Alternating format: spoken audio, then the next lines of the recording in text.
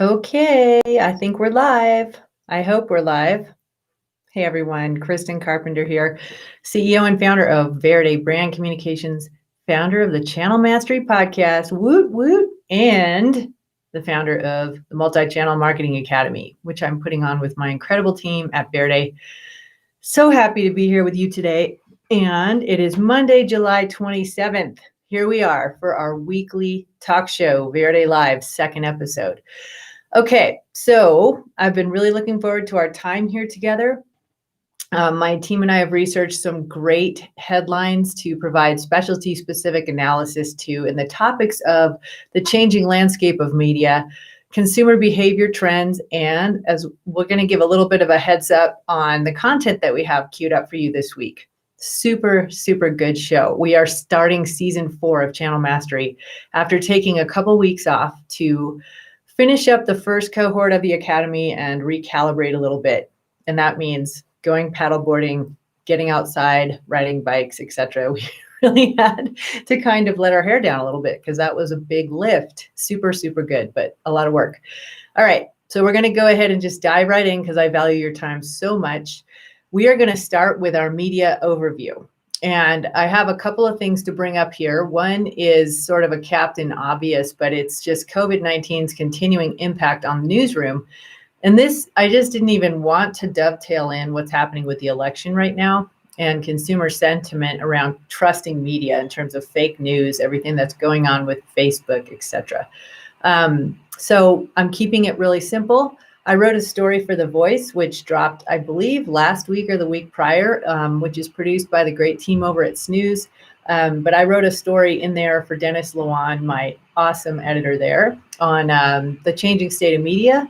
We'll make sure and put the links to that in the show notes, but I just wanted to also let you know that that was there, as well as an article in Outdoor Retailer magazine that dropped, I think, 3 weeks ago digitally. We'll have those links. And then I believe next week's podcast will be a replay of the podcast that I did with Doug Schnitzpon, where we talked for about a half an hour or so on this very topic. And Doug is just a really respected member of the endemic outdoor media and one of my former editors back when I was a journalist, if you can believe it or not. Doug was leading Hooked on the Outdoors magazine. And I was a contributing editor for that. And he assigned me a story, and we've been friends ever since. So great guy. Just wanted to let you know that that is going to be in the YouTube notes below. All of the links, if they're not there yet by the time you're watching this, we are going to have them in place. But Captain Obvious, right? I feel like I should have a cape on. COVID is definitely accelerating the changes that we're seeing in the media. Duh, of course it is. I mean, it's changing and catalyzing changes across our entire lives, okay? Our new routine every single day is being changed by kind of the state of the pandemic. And here we are almost at the beginning of August, and we're seeing spikes across the country, obviously, which is really changing how we are reacting and responding to this in our daily lives. And that touches, what we do at home, what we do with our families, our friends, our outings outside, how we take care of ourselves, and yes, how we are using the media to research and buy things and also engage with our favorite brands. So yes, of course, the media continues to transition. Back in episode 138, which happened, I believe, at the end of June this year, it's been a little bit of a blur, I had the amazing Kelly Ramirez on, and she is the founder and chief growth officer of Prismatic, which is a Bozeman, Montana-based firm that specializes in adding fuel to businesses with paid digital marketing strategies, and they certainly do that. Muir is one of their clients at M-U-I-R, maybe I-I-R. Anyways, she does a great job and has spent 10 years at Google, so definitely knows what she's doing.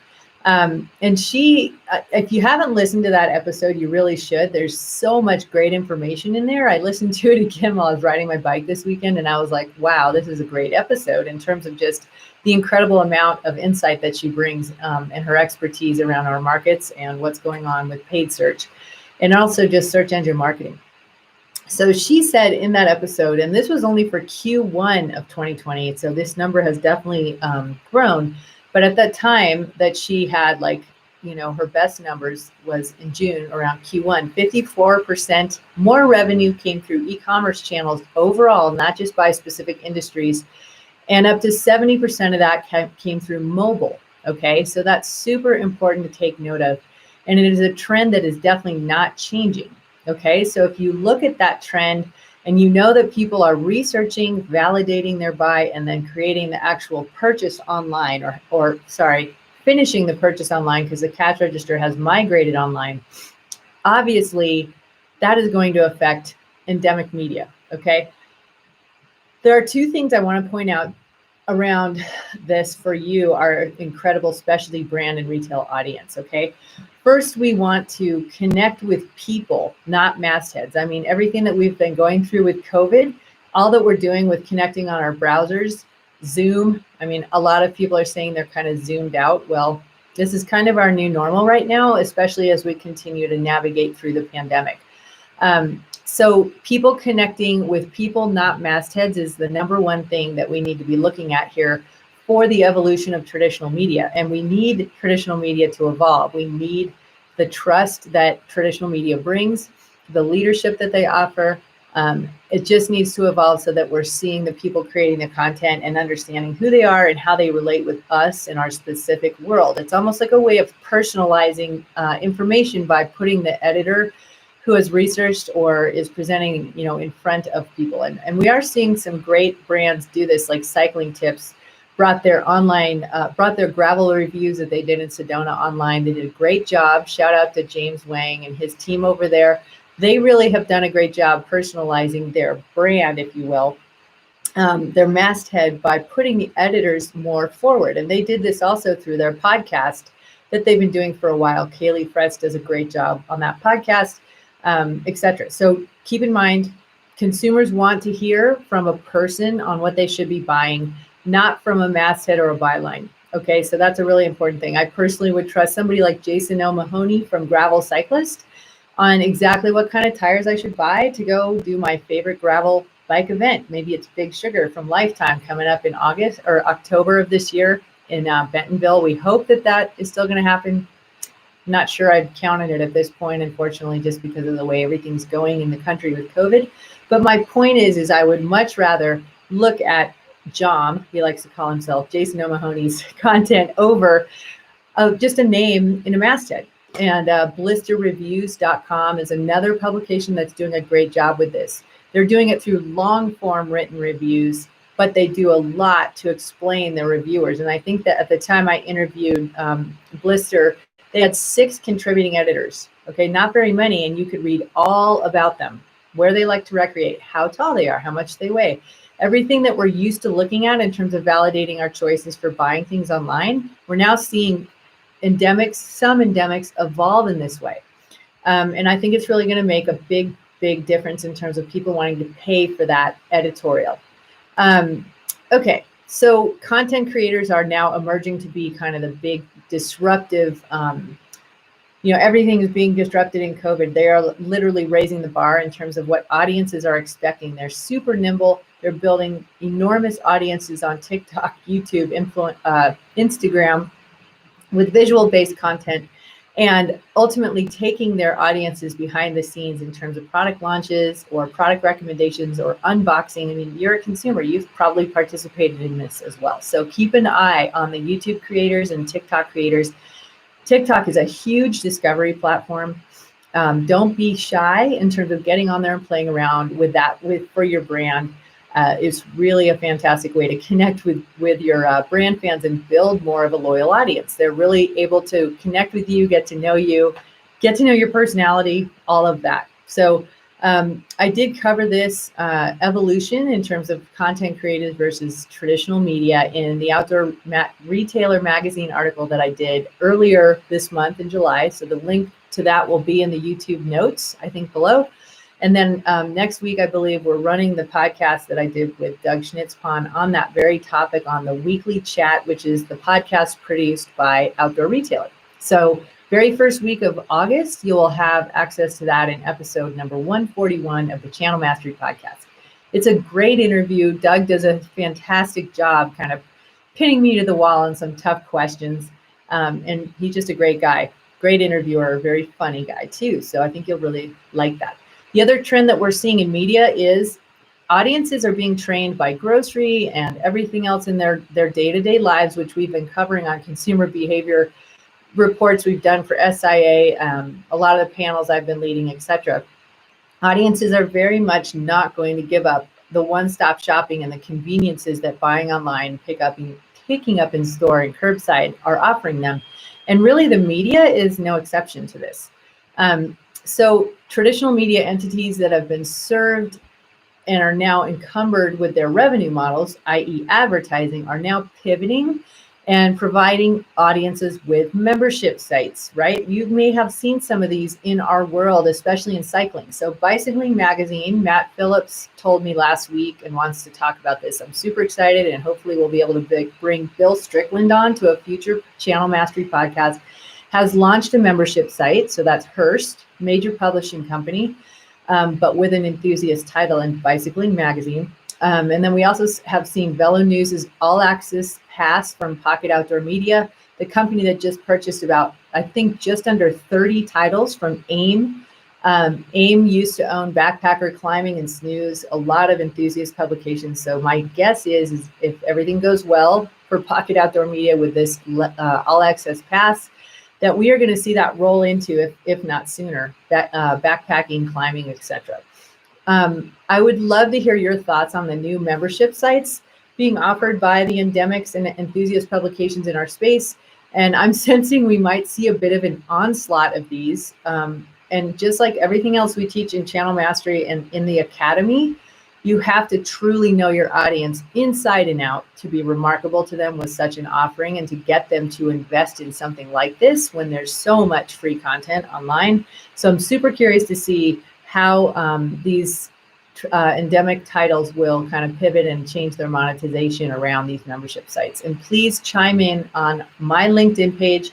It's Kristin Carpenter on LinkedIn. I think later this afternoon, around 3:30 or 4, we're going to open a little discussion there to kind of talk about what you guys think about just all of the membership site stuff that we're seeing online. Okay. The next topic I wanted to bring up on media also touches into the consumer trends for this week. So I'm going to kind of run through this and hit another topic in media as well as our consumer trends update. And I wanted to let you know that I will be releasing a blog on Verde's website. So it's verdepr.com/blog that will provide a consumer report. We're going to be doing that every week on Verde's blog. So make sure and check it out. We feel beholden to you, our audience, to continue to offer COVID-19 resources. We are now in another wave or spike of COVID. We still are dealing with the recession, and we feel super, super beholden to you to bring you the best resources we can to help you communicate and navigate through this incredible time of challenge and opportunity right now. You can count on us for that at Verde and Channel Mastery. You can check that out at verdepr.com/blog. All right. So a movement that I really was excited to report on today, there's a media movement to support Black media initiatives. And this initiative was on the move before the murder of George Floyd and the protests that brought the Black Lives Matter movement to the national spotlight. The Center for Community Media has announced a new Black media initiative to elevate and serve Black publications. We are trying to get the person behind this initiative on the Channel Mastery podcast, so stay tuned for that. But Aaron Foley is the individual we're working to reach out to. He is the program's new director, and he said that the Black Lives Initiative is twofold. First, BMI and Foley are working on a report on the Black news ecosystem in the United States. That report will be completed by the end of September, and that's probably going to bring some fantastic insights. This is an area of the media that I think has been just not managed or watched very well. And I think it's going to be fantastic to bring some light to it.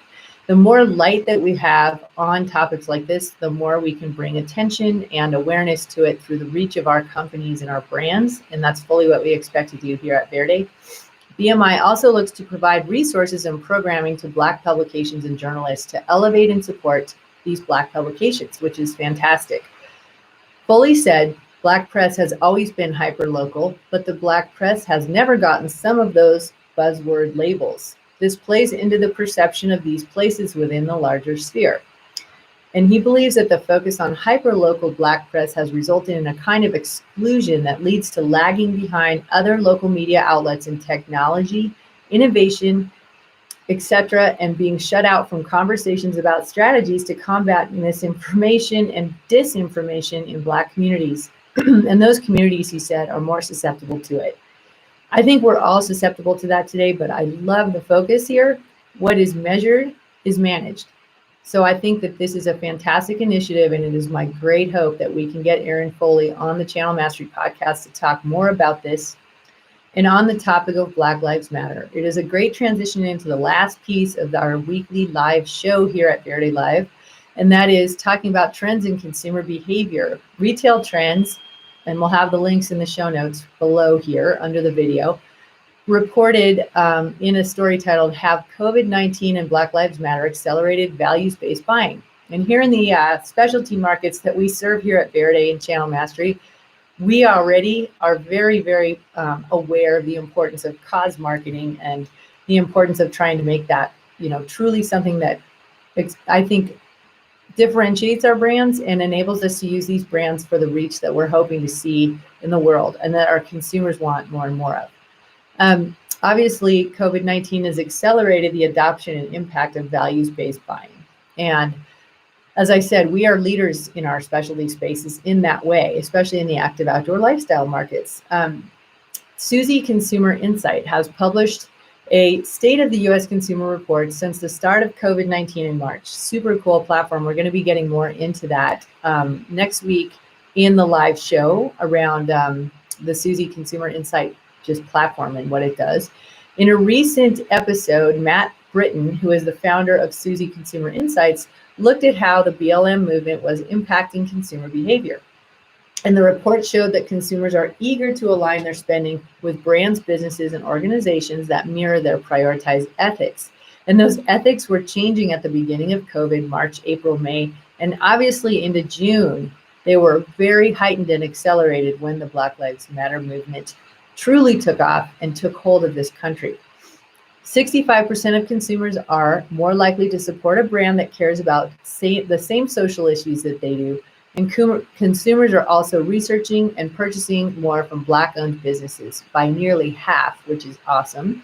And half of consumers surveyed are wanting brands to stand up for social issues. And I don't think this is news to anybody, but at the same time, it's something we definitely need to be paying attention to as we look to finish 2020 while we're concurrently planning for Q1 2021. I don't know that planning for an entire year in 2021 makes sense at this point. So we're really looking to just focus on Q1 of 2021 at this point. People are demanding change on all levels in their lives because COVID is changing their lives so much. So consumers are driving this. There is no set and forget anymore. Period, the end. We have to be focused and tethered to our consumers and how they're changing, which is why we're reporting on that every week on the Verde blog, and why Channel Mastery will now be containing the same highlights from that report in our channel hack take at the end that we'll be providing in season 4 going forward. Super excited about that. The journalist in me is very stoked right now. All right, before we wrap up, I just want to point out what we have on the docket for you this week, July 27th at Verde and Channel Mastery in our content. Our brand new season of Channel Mastery dropped today, Monday the 27th, and my guest is none other than David Howell, who is the principal and founder of Howell and Associates. He is one of the most popular guests we've ever had on the Channel Mastery podcast, and when you hear this interview, you'll know why. He's a great interview, but he also is a treasure trove of information around companies and brands and how they've had to really change through COVID, especially with Amazon. He's a marketplace expert.